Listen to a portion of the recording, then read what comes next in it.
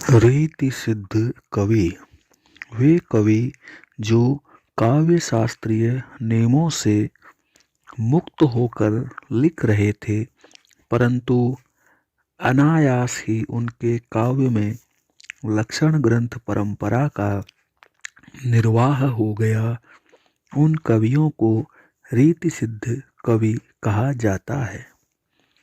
इनका काव्य बहुज्ञता से परिपूर्ण है तथा इसमें कहीं कहीं चमत्कारिता भी आ गई है। रीति सिद्ध काव्य के प्रवर्तक हैं बिहारी लाल।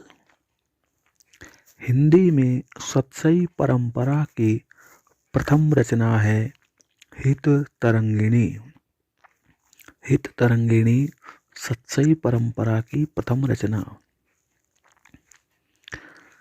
प्रमुख रीति सिद्ध कवियों के विषय में विचार करते हैं। सर्वप्रथम सेनापति। सेनापति का जन्म अनूप शहर में हुआ। यह यूपी के बुलंदशहर में स्थित है। अनूप शहर सेनापति का जन्म स्थल। इनके पिता गंगाधर दीक्षित और इनके गुरु हीरामणि दीक्षित। ये प्रकृति चित्रण के सर्वश्रेष्ठ रीतिकालीन कवि माने जाते हैं और सेनापति को ऋतु वर्णन में विशेष महारत हासिल है। इनकी प्रसिद्ध कृति है कवित्त रत्नाकर। इसमें कुल 5 तरंग हैं और 394 छंद हैं। सेनापति की प्रसिद्ध काव्य पंक्तियां: नाही नाही करे थोरी मांगे सब दैन कहे, मंगन को देखी यह देत बार बार है। एक और देखिए, कै तो करे कोई पे करम लिखोई, ताते दूसरी ना होई उर सोई ठहराइए। अगले रीति सिद्ध कवि हैं बिहारी। इनका जन्म 1595 में मध्य प्रदेश के ग्वालियर में हुआ। ग्वालियर के निकट एक गांव है गोविंदपुर, बिहारी का जन्म स्थल। इनके पिता केशव राय हैं और ये निम्बार की नरसिंहदास के शिष्य थे। बिहारी निसंतान थे और इन्होंने एक पुत्र गोद लिया। इनका दत्तक पुत्र है कृष्ण कवि या निरंजन, और कृष्ण कवि ने ही सर्वप्रथम बिहारी की टीका लिखी। बिहारी को मिश्र बंधु कवि ही नहीं मानते हैं। यह बेहद हास्यास्पद है कि मिश्र बंधु बिहारी को कवि नहीं मानते। बिहारी को आमेर का राजकवि बनाया राम सिंह ने। आमेर का राजकवि राम सिंह ने बनाया और राम सिंह ये वही है जय सिंह की चौहान रानी के पुत्र हैं।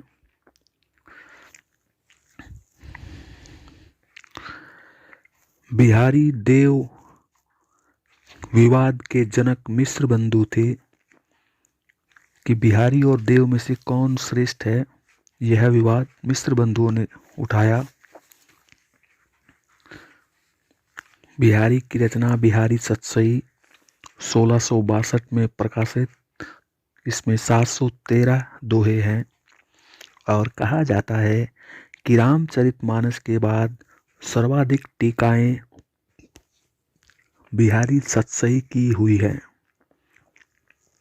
ग्रियर्सन लिखते हैं, यूरोप में बिहारी सतसई के समक्ष कोई रचना नहीं है। आनंदीलाल शर्मा ने फारसी में फिरंगी सतसई नाम से टीका लिखी है। अगले रीति सिद्ध कवि हैं रसनिधि। रसनिधि का मूल नाम पृथ्वी सिंह है। ये दतिया के बरौनी इलाके के जागीरदार थे। इनका संपर्क धामी संप्रदाय के प्रवर्तक प्राणनाथ से हुआ। रसनिधि की प्रमुख रचनाएं हैं रतन हजारा। कहते हैं कि रसनिधि की रतन हजारा बिहारी सतसई का अनुकरण है। और रसनिधि की अन्य रचनाएं हैं रसनिधि सागर, हिंडोला, अरिल, विष्णु पद कीर्तन, कवित्त और 12 मासा। तो प्रमुख रचनाएं दो ही होंगी, रतन हजारा और रसनिधि सागर। अगले रीति सिद्ध कवि हैं वृंद। वृंद का जन्म 1643 में मेड़ता में हुआ और इनका निधन 1723 में हुआ। वृंद का पूरा नाम वृंदावन है। वृंद के पूर्वज बीकानेर के शाक द्वीपीय भोजक ब्राह्मण थे। जोधपुर नरेश जसवंत सिंह ने इन्हें भूमि प्रदान की वृंद को। और वृंद ने औरंगजेब की काव्य समस्या पूर्ति की, जिससे वह प्रसन्न हुआ।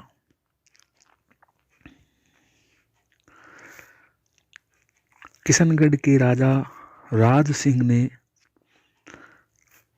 इनको बादशाह औरंगजेब से मांग लिया और अपना राजगुरु बनाया। वृंद को किशनगढ़ के राजा राज सिंह ने।